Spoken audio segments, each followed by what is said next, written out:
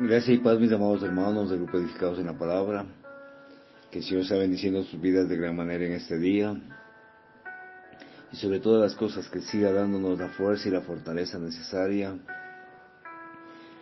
para poder seguir compartiendo estos temas que son para reflexión a través de Hechos de los Apóstoles, la continuación del ministerio de Jesús.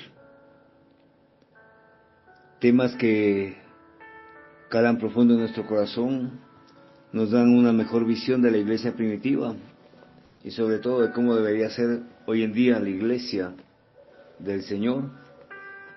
El tema que hoy nos corresponde es el primer mártir, Esteban, un hombre modelo. Mis amados hermanos, antes de continuar con este tema, es necesario que pongamos en manos del Señor a través de la oración, para que sea Él guiándonos con sabiduría, guiándonos con un corazón abierto, para que podamos ver cómo fue el nacimiento y el desarrollo de la iglesia primitiva. Este día miércoles 20 de noviembre, que por la gracia y misericordia del Señor podemos compartir este tema. Yo les invito ahí donde están, a que juntos oremos al Señor de la mies, para que Él sea quien nos guía y sobre todo que Él sea quien abre los corazones. Amado Padre Celestial, tú que moras en las alturas, en esta mañana venimos delante de tu presencia con un corazón gozoso, porque cada día tú nos hablas a través de tu palabra, Señor.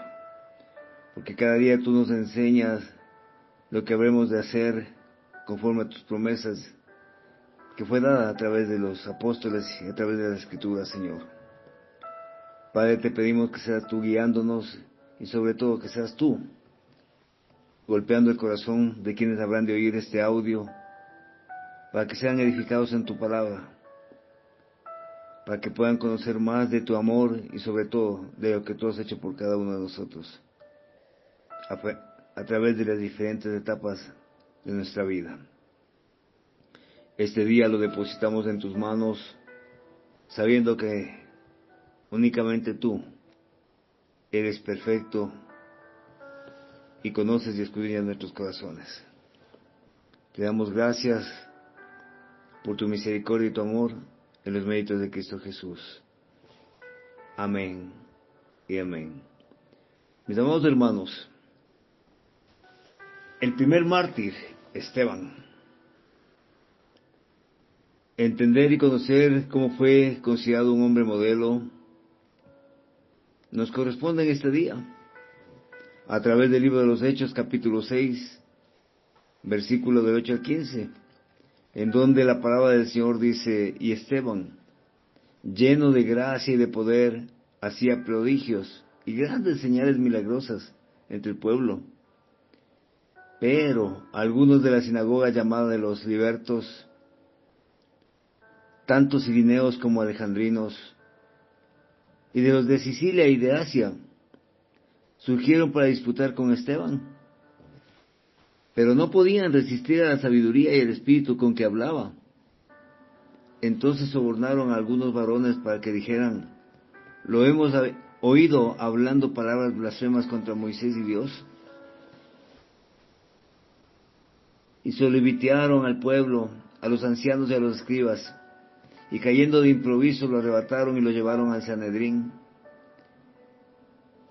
Y presentaron testigos falsos que decían: este hombre no cesa de hablar palabras contra el lugar santo y la ley. Porque lo hemos oído diciendo que este Jesús del Nazareno destruirá este lugar y cambiará las costumbres que nos transmitió Moisés. Y cuando fijaron la mirada en él, todos los que estaban sentados en el Sanedrín vieron su rostro como el rostro de un ángel. La historia de Esteban, un laico, es sumamente extraordinaria para ser analizada, ya que fue considerado un gran siervo del Señor. Y es de ahí donde apreciamos que Desde el inicio su nombre tiene un significado especial, corona. Este nombre estaba dado debido a su gran fe. Era un hombre lleno de fe y de poder que hizo grandes cosas para Dios, no para el hombre. Defendió de manera vehemente la fe. Lo acusaron con gran falsedad a fin de destruirlo y hacerle daño. Mas sin embargo podemos decir que él tenía una gran comunión. Siempre estaba rodeado de la presencia de Dios en su vida. Y precisamente de ahí cuando nosotros debemos entender que el poder del creyente radica en la presencia del Espíritu de Dios que está en cada uno de nosotros. Y el creyente por su propia naturaleza no tiene poder, ya que eso emana únicamente de la gracia de Dios. La acusación que se hace contra Esteban es bastante fuerte,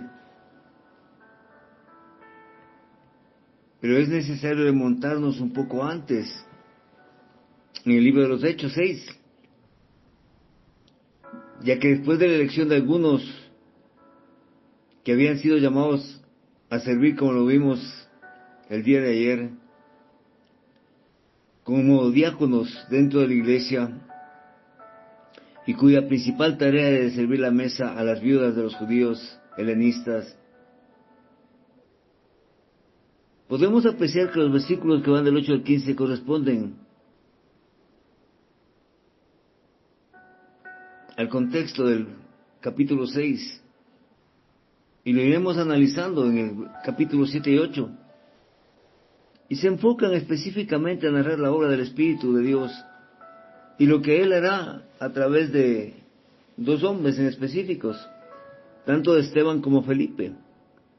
Ambos eran judíos helenistas y eran parte de los primeros diáconos.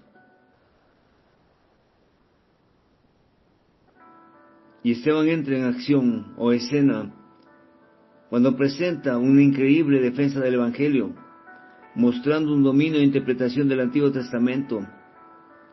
Su defensa era tal que se convertiría en el primer mártir de la iglesia cristiana.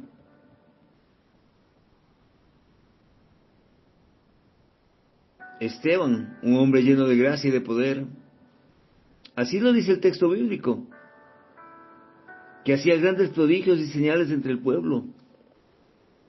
Y esto normalmente genera la envidia, el egoísmo de aquellos falsos seguidores de Jesús, que cuando miran que alguien se destaca, no por sus méritos propios, sino más bien por la obra del Espíritu Santo en sus vidas, la envidia les corroe y les carcome sus corazones. Y eso sucedía. Por eso vemos que se levantaron los de la sinagoga, llamada de los libertos, y los de Cirene, los de Alejandría, de Sicilia y de Asia, para disputar con Esteban. Hoy en día, en muchas congregaciones, se puede apreciar también esto, que cuando hay personas, hermanos, que destacan para lograr la honra y la honra para el Señor, la gloria y la honra para el Señor, estos se indisponen. Y en vez de mirar a su hermano como un complemento, lo miran como una competencia. En donde los pastores y las iglesias hoy en día compiten, no para alcanzar a más personas para el reino de Dios, sino para alcanzar más, a llenar su ego, para mirarse y ver cuál tiene más poder, o mayor congregación, o mayor seguidores. Por eso deberíamos aprender de Esteban, quien fue un hombre que vivió de acuerdo al significado de su nombre, corona. Pero lógicamente para obtener la corona es necesario primero pasar por el valle de la humillación. Y Esteban pasó por esto. Desde la primera vez que aparece el nombre en el Nuevo Testamento, él está rodeado de cualidades que nos hablan de su carácter. En Hechos 6:5, un varón lleno de fe y de Espíritu Santo. Y esto fue justamente lo que permitió que Esteban sea escogido como uno de los diáconos de la naciente iglesia en Jerusalén. Los diáconos de las iglesias locales hoy en día deben también ser hombres llenos del Espíritu de Dios y sobre todo llenos de fe. Es ahí cuando vamos a notar las diferencias entre el hombre actual y Esteban. El ministerio de Esteban, como dice en Hechos 6:8, él estaba lleno de gracia y de poder, lleno de gracia y de poder, y hacía grandes prodigios y señales entre el pueblo. Dos palabras muy importantes, gracia y poder. La gracia del Señor y el poder emanado y otorgado por nuestro Señor Jesucristo. No importaba si se trataba de servir las mesas o de hacer grandes prodigios y señales. Todas estas eran obras sobrenaturales que despertaban el asombro de los testigos. Las señales eran también obras sobrenaturales que tenían el propósito de enseñar lecciones espirituales que guiaban a la conclusión de que Jesús de Nazaret, el Cristo, el esperado y deseado Mesías de Israel, que sin embargo fue rechazado por el pueblo judío, al punto de que fue colgado en la cruz, pero una vez sepultado resucitó de entre los muertos y tiempo más tarde fue ascendido a la gloria de su Padre en el cielo, donde está hoy en día ofreciendo salvación a todo aquel que le recibe como su Señor y Salvador por medio de la fe. Y ahí notamos que Esteban no se dedicaba única y exclusivamente a servir las mesas, sino que también tenía una ferviente y exitoso ministerio, dando testimonio y testificando de Cristo. Y esto era precisamente lo que despertaba el rechazo de los enemigos, lo cual les llevaba a tratar de silenciarlo. Sí, mis hermanos. Es interesante ver la forma de cómo la Biblia señala las características de Esteban, cuando nos habla de lleno de gracia y de poder, y de los milagros que hacía entre el pueblo. Es una increíble descripción que hace el apóstol Lucas. Por eso, mis hermanos, definitivamente podemos decir que la vida de este varón Esteban se caracterizaba esencialmente por ese don maravilloso que es la gracia, esa gracia salvadora que Cristo ha manifestado para perdón de sus pecados. Y la vida de Esteban era un estandarte de la obra restauradora de Dios en los hombres. Esa vida se caracterizaba por su fe en el sacrificio de Cristo, y no por la confianza en sus obras y la presencia del Espíritu Santo que estaban con él, sino por la gracia inmerecida que Cristo puso en Esteban. La misma gracia que Cristo puso en nuestros corazones, en nuestra vida. Mas, sin embargo, nuestros testimonios dejan mucho que desear y mucha distancia entre el testimonio de Esteban y el nuestro.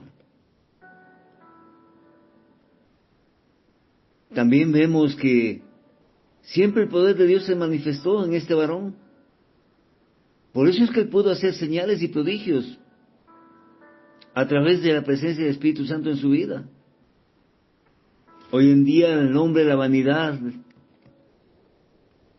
le lleva a creer que los prodigios y las señales que Él hace son de su exclusiva potestad.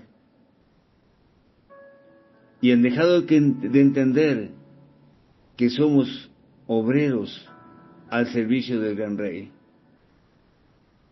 Que nada de lo que podemos hacer o decir tiene sentido si no hemos comprendido el mensaje en la cruz. Por eso, mis hermanos, estos prodigios que son hechos siempre deben tener la trascendencia de ser para la gloria de Dios. Y hoy en día la iglesia debe reflejar estas dos cualidades importantes, al igual que Esteban: la gracia y el poder, que vienen emanadas exclusivamente del Creador. Ese favor inmerecido hacia nuestras vidas, que permite que las personas vayan a actuar a favor de nosotros. Y ese poder como un testimonio contundente del poder transformador y restaurador del Evangelio en nuestra vida. No se trata de un poder maravilloso, mágico, que llena sus bolsillos. Se trata de un poder que cambia y transforma nuestras vidas y nos permite ser restaurados por el amor del Padre hacia la humanidad a través del sacrificio de su Hijo en la cruz. Y ese es el testimonio que da Esteban: un hombre maravilloso, un hombre sencillo, un hombre humilde y sobre todo un hombre comprometido con el Evangelio. Y es ahí cuando podemos decir que un Evangelio sin gracia es solo una religión de hombres que no transforman ni salvan. Un Evangelio sin poder es solo una vida religiosa sin testimonio y sin evidencia de una vida libre del pecado, y que puede experimentar obras milagrosas como la transformación. De eso se trata, mis hermanos, la gracia y el poder que tenía Esteban. Es la misma gracia y el poder que nos fue otorgados. Ahora, Esteban acompañaba los testimonios con prodigios y señales, dando énfasis que no era él, sino que era Cristo, que era el Redentor, el Mesías, que había anunciado a los judíos. Y su estilo de predicación impactó a muchos judíos de manera positiva, pero también a otros de manera negativa, lo que les llevó a mirarlo con recelo y hasta cierto punto con odio. Es ahí cuando se levantan de esta famosa sinagoga los de los libertos, de Cirene, de Alejandría, de Sicilia y de Asia, para disputar con Esteban. Judíos que no estaban de acuerdo con el mensaje restaurador, con el mensaje de redención y vida eterna que predicaba Esteban. Algunos historiadores bíblicos, mis hermanos, opinaban que estos judíos de la sinagoga de los libertos era un grupo que descendía de los judíos prisioneros de la guerra de los romanos, que en tiempos de general Pompeyo fueron capturados en el 63 a.C. Posteriormente estos fueron dejados en libertad y establecieron una colonia junto al río Tíber en Roma. Luego sus descendientes fueron expulsados de Roma y un grupo de estos buscaron refugio en Jerusalén, donde levantaron una sinagoga a la que le pusieron la sinagoga de los libertos. Estos juntos con otros judíos que provenían de otras partes del mundo antiguo contendían y miraban con malos ojos la obra evangelística que realizaba Esteban, Sí, mis hermanos. Miraban con recelo, con molestia. No podían comprender cómo podría haber un hombre lleno de sabiduría y sobre todo lleno del Espíritu de Dios. Por su forma de hablar, eso les incomodaba. Ya que ellos consideraban que eran eruditos, preparados, doctos y estudiosos del Antiguo Testamento. Y es ahí cuando la vehemencia, la pasión por la palabra de Dios permite ver la forma de cómo Esteban disputaba con los judíos que querían contradecir el mensaje del Evangelio que compartía con gracia y con poder. Y disputaban con él, palmo a palmo. No podían resistir a la sabiduría y al espíritu con que hablaba. Desde el principio el Evangelio ha recibido oposición. Y hoy en día existen muchas doctrinas falsas, mis hermanos. Doctrinas que nos llevan a la herejía. Filosofías huecas, ideologías, teorías pseudocientíficas que se oponen a la verdad del Evangelio, a la verdad de la salvación y la vida eterna.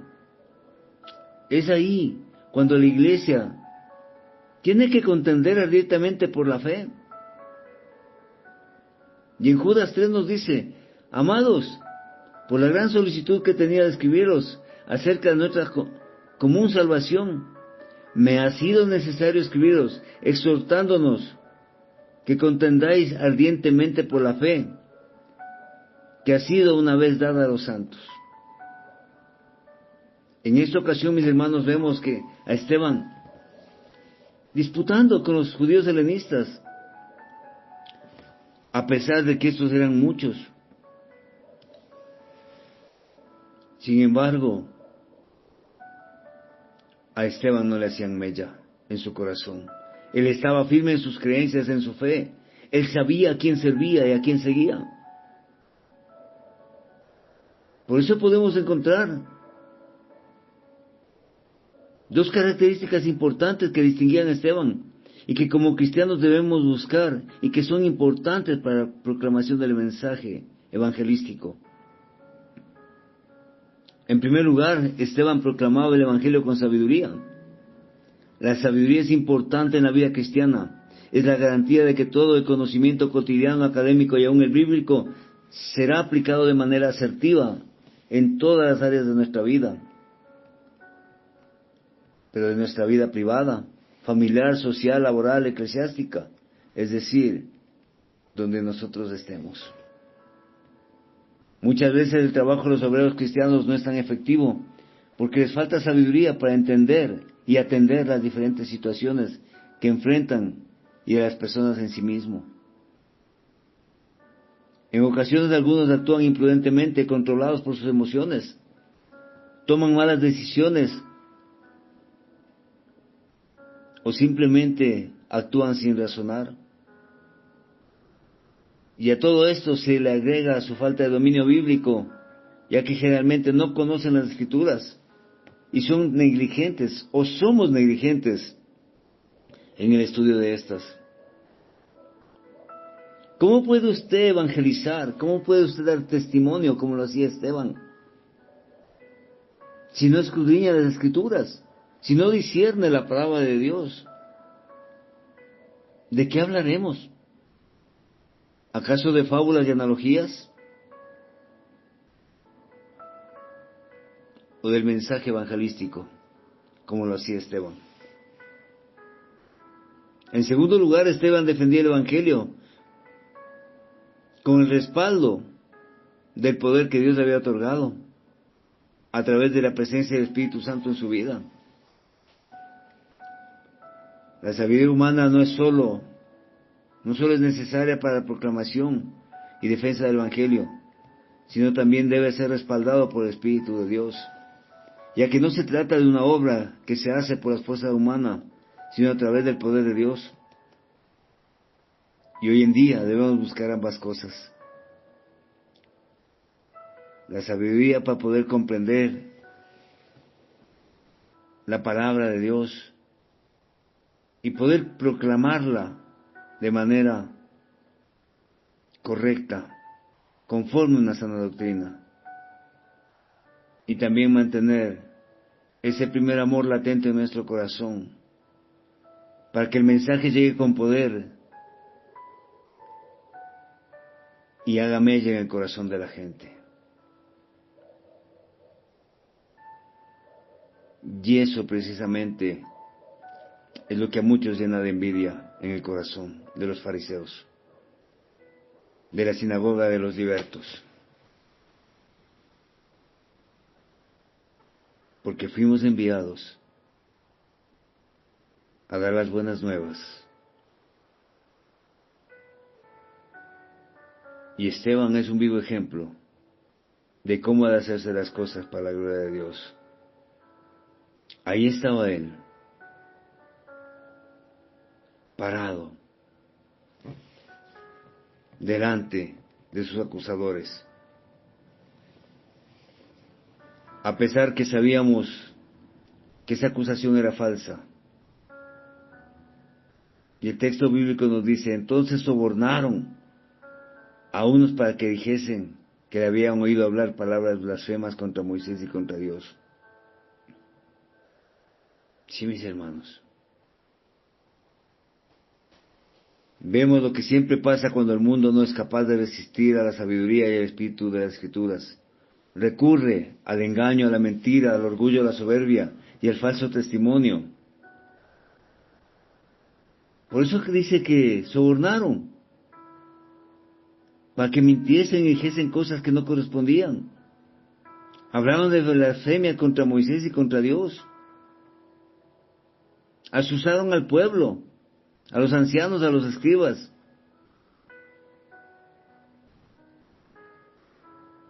Y tomaron preso a Esteban y lo trajeron al concilio. Y con esos testigos falsos que una y otra vez repetían que este hombre no cesa de hablar palabras blasfemas contra este lugar santo y contra la ley.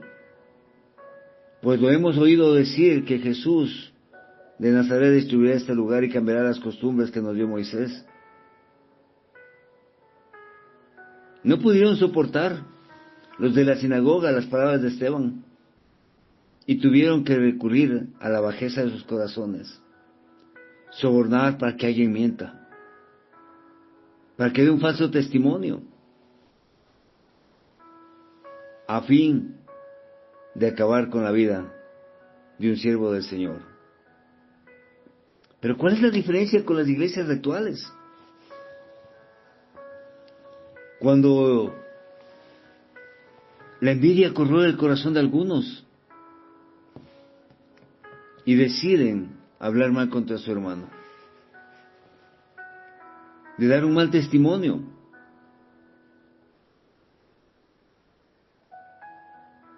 con un único propósito de verlo caído. Lo mismo que sucedió con Esteban, hoy suceden en muchas iglesias, y lo único que logran es dañar el corazón de quienes están dentro de la iglesia. Hoy en día vivimos un mundo lleno de mentiras que se han presentado como verdades absolutas y que pretenden mostrar al Evangelio como algo totalmente anticuado y contrario a una sana lógica. Mas, sin embargo, no es así, porque siempre la verdad va a prevalecer en contra de la mentira.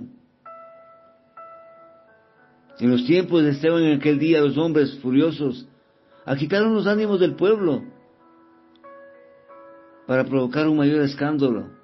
Y es por eso que lograron llevar a Esteban ante el Sanedrín, delante de los ancianos y escribas, denunciándolo con sus mentiras y falacias, y condenándolo delante de ellos.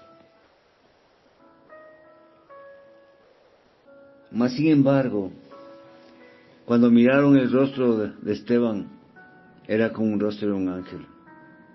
Por la paz que él tenía en su corazón, por la tranquilidad que él tenía, a sabiendas de que él no servía a hombres, que servía a Dios. Es increíble ver el respaldo que Dios da a sus siervos. ante situaciones difíciles. Y es ahí cuando el carácter de Esteban se impone frente al Sanedrín, a pesar de las fuertes acusaciones que le estarían por costar la vida. Su aspecto no estaba trémulo, no estaba pálido, no sentía miedo, angustia. Y Lucas nos advierte y nos dice que al fijar la mirada en él, su rostro era como el rostro de un ángel. Un rostro dulce, un rostro agradable, un rostro lleno de paz, que emanaba de lo profundo de su corazón, de sus convicciones, de la enseñanza recibida. Yo creo, mis hermanos, que esto, en vez de tranquilizar a los del Sanedrín y a los de la sinagoga de los libertos, lo único que hizo es exasperarlos más. Debe haberles confundido. Se sintieron frustrados y consternados, a sabiendas de que sus acusaciones falsas provocarían la sentencia de muerte de Esteban. Y sin embargo, éste se mantenía en paz, sabiendo que el respaldo que él recibía era directamente de Dios. Que el abrazo que él recibiría sería de Dios. Por eso, mis hermanos, es necesario servir con convicción al Señor, sin importar cuántas veces seamos acusados falsamente, sin importar que alrededor nuestro la gente confabule y nos quiera quitar el buen testimonio. Porque es importante comprender que a veces el odio fratricida y fanático no para en los medios que han de emplear a fin de atacar con su ira insensata. Y si tienen que sobornar, lo harán, así sea los jueces. Es ahí que Esteban mantiene la calma y la paz en medio de las falsas acusaciones. ¿Y qué de nosotros, mis hermanos? ¿Cómo nos mantenemos cuando recibimos falsas acusaciones? ¿Como Esteban? ¿O como cuando estábamos en el mundo? He ahí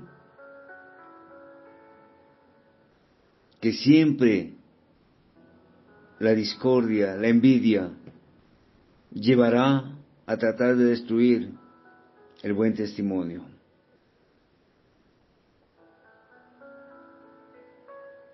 Tratando de volverlo el enemigo de la iglesia. Por eso, mis hermanos, para nosotros es importante reconocer este tema tan valioso en este día. Mantener la calma, la paz y la tranquilidad en medio de las acusaciones, en medio de la zozobra, en medio de los sinsabores, sabiendo que a Dios servimos. Y que el mensaje evangelístico no tiene que ser dado únicamente de labios, sino a través del testimonio de nuestros corazones y de nuestra vida, sin importar